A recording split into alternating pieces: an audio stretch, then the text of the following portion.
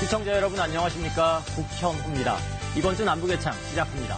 안녕하세요. 전주리입니다. 먼저 오늘 준비한 주요 소식부터 보시겠습니다.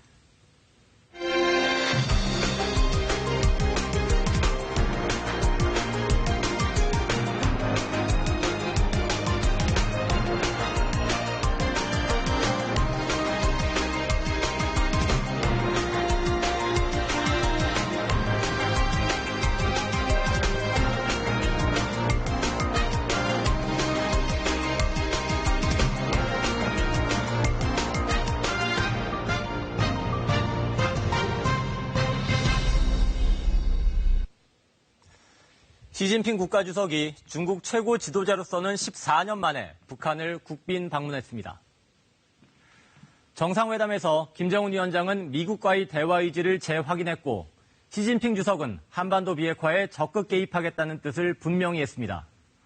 트럼프 대통령이 재선 출사표를 던진 상황에서 미국은 일단 침묵하는 가운데 우리 정부도 상황을 예의주시하고 있습니다. 이번 주 이슈엔 한반도는 시진핑 주석의 방북 중심으로 한반도 비핵화를 둘러싼 남북한과 미국 그리고 중국 간의 수다툼 정리했습니다. 정은지 리포터입니다. 평양국제공항에 시진핑 주석의 전용기가 도착합니다. 14년 만에 평양을 방문한 중국 최고 지도자. 김정은 위원장 부부가 직접 공항에 나와 맞이했습니다. 평양 려명거리에선 대규모 카퍼레이드가 펼쳐졌고 선대 지도자들 시신이 안치된 금수산 태양궁정 광장에서도 성대한 환영식이 열렸습니다. 김 위원장은 이례적으로 시 주석 부부를 자신의 집무실로 초청하는가 하면 함께 집단체조 공연을 관람하는 등 극진한 환대를 이어갔습니다. 두 나라 사이의 관계를 깊이 있게 더욱 발전시키는 것은 두 나라의 공동의利益에 부합되며 지역의 평화와 안정 발전에 유리하다고 평가하셨습니다. 김정은 위원장은 시진핑 주석과의 정상회담에서 북미 협상을 계속할 뜻을 밝혔습니다. 지난 1년간 긴장 완화를 위해 많은 조치를 취했지만 유관국, 즉 미국의 호응을 얻지 못했다면서도 여전히 인내심을 유지하겠다고 강조했습니다. 시진핑 주석도 한반도 문제의 정치적 해결을 지지한다며 비핵화 실현뿐 아니라 북한의 안보와 발전에도 도움을 주겠다고 밝혔습니다. 한반도 문제에 중국이 적극적으로 개입하면서 체제 보장부터 경제 분야까지 현안 해결을 위한 적극 지원 방침을 분명히 한 것으로 풀이됩니다. 전문가들 사이에선 북중 간 평양 정상회담을 계기로 북핵 협상의 판이 남북미 3자 구도에서 중국이 가세한 4자 구도로 커졌다며 정부 차원의 대책이 필요하다고 말합니다. 시진핑이 평양을 방문하기 시작했다는 것은 이제 한반도 문제에 있어서 촉진자 내지 중재자 역할은 한국이 아니라 중국 정부라는 겁니다. 중국 정부 역할이 더 커지기 시작했다는 거거든요. 그렇기 때문에 이런 상태에서는 남북 정상회담의 가능성은 더 낮아지지 않겠느냐 이렇게 봅니다. 시 주석이 북한을 방문한 건 2012년 집권 이후 처음입니다. 표면적으로는 김정은 위원장의 4차례 방중에 대한 답례이자 북중 수교 70주년을 맞아 이뤄지는 자연스러운 교류인데요. 하지만 하노이 정상회담 이후 북미 협상이 교착 상태인 데다 다음 주 일본에서 열릴 G20 정상회의에서 미중 정상 간 만남이 예고돼 있다는 점에서 이번 만남의 시기가 큰 주목을 받았습니다. 북한 노동신문 1면에 실린 기고문입니다. 중화인민공화국 시진핑 주석의 글이 실렸습니다. 시 주석은 기고문에서 조선반도의 평화 분위기가 형성된 이후로 김정은 위원장의 결단을 언급하고 이것이 국제사회의 보편적 인정과 기대를 획득했다고 평가했습니다. 또 한반도 문제와 관련한 협상에서 진전이 이룩되도록 적극 기여하겠다는 의지도 밝혔습니다. 중국 주석이 북한 노동신문 1면에 칼럼 형태의 글을 실은 것은 이례적으로 비핵화 추진과 관련해 김 위원장을 지지한다는 입장을 공개적으로 표명하면서 중국의 역할을 직접적으로 강조하기 위한 의도로 풀이됩니다. 因为中国在朝鲜半岛事务上确实我们发挥着非常重要的作用，有消息我们会及时告诉大家的。 이에 앞서 시 주석은 트럼프 대통령과 올 들어 첫 전화 통화를 갖고 다음 주 G20 회의에서 정상회담을 갖기로 합의했습니다. 청와대는 G20 정상회의 기간 중 한중 정상회담을 갖는 데에도 합의했다고 밝혔습니다. Well, I have a very good relationship with President Xi, and we'll see what happens. I think we have a chance. I know that China wants to make a deal. 시 주석이 미중 정상회담과 한중 정상회담을 앞둔 상황에서 방북을 결정지은 것은 한반도 문제에 있어 중국의 영향력을 확보하려는 의도로 풀이됩니다.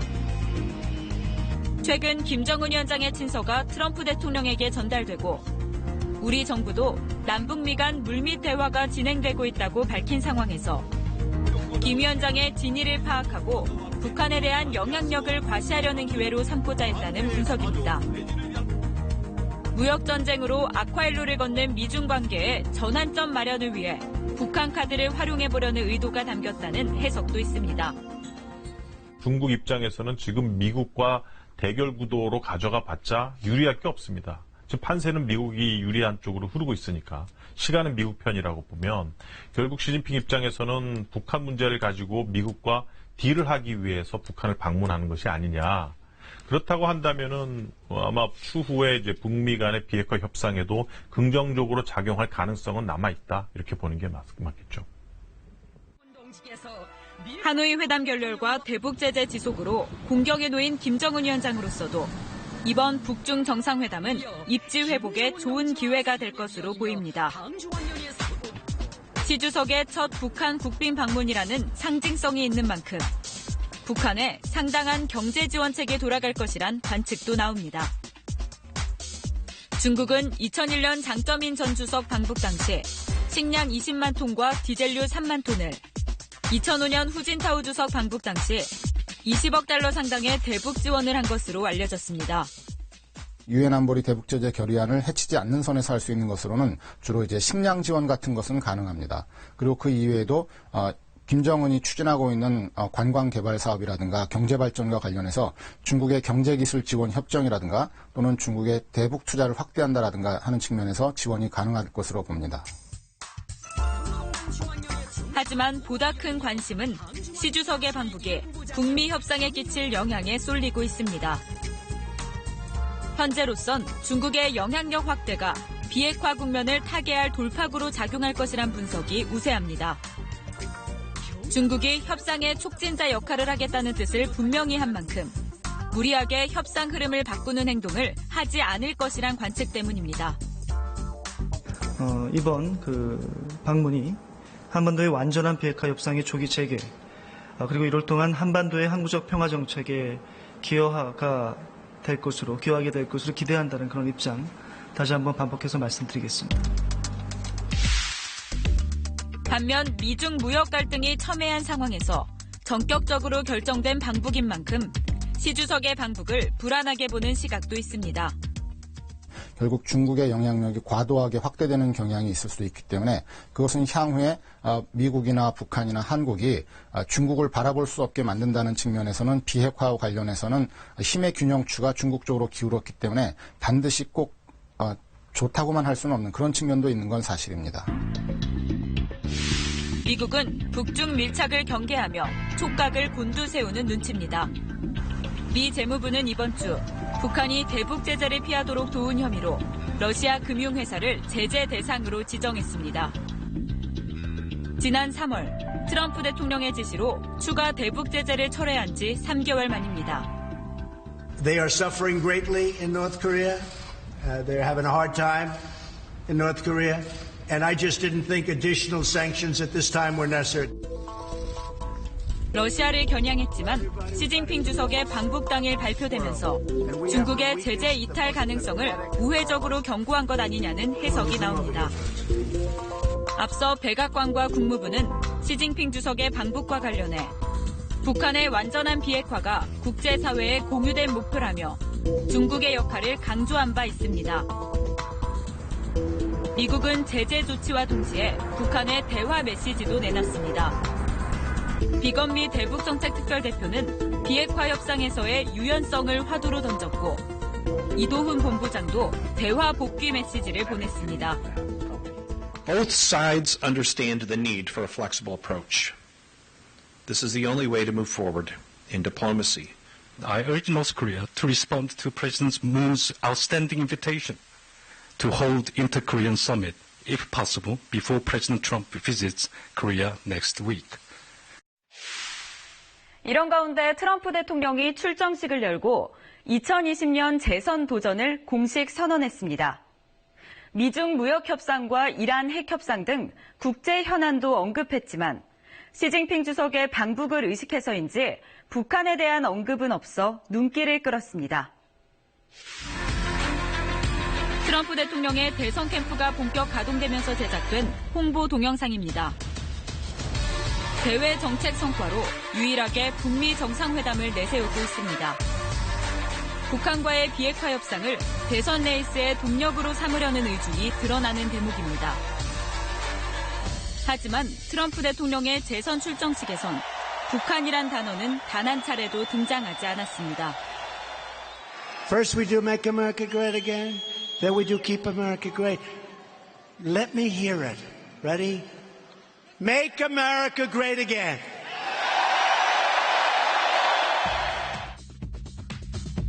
북중 밀월이 어떠한 변수로 작용할지 알 수 없는 상황에서 상황 관리에 나선 것 아니냐는 관측이 나오는 이유입니다. 이런 가운데 비건미 대북특별대표가 다음 주 우리나라를 방문할 것으로 보입니다. 트럼프 대통령보다 앞서 방한한다는 점에서 판문점이나 평양에서 북측과의 실무 접촉 가능성도 제기됩니다.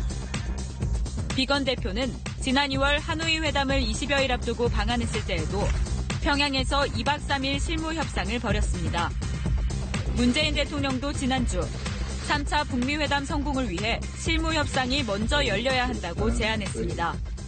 실무 협상을 토대로 양 정상 간의 정상회담이 이루어져야 지난번 하노이 2차 정상회담처럼 합의를 하지 못한 채 헤어지는 그런 일이 다시는 발생하지 않을 것이라고 그렇게 생각합니다.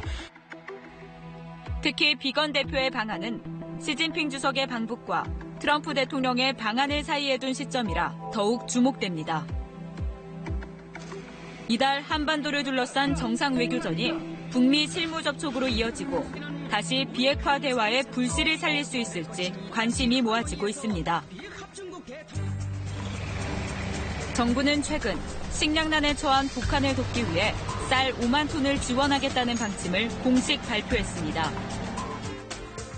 남북미의 다각적인 접촉 결과에 대화의 실마리를 잡으려는 선의가 더해지며 비핵화 협상에 반전이 가능할 거란 기대도 조심스레 나옵니다. 관건은 북한의 호응. 이제 공은 김정은 위원장에게 넘겨졌습니다.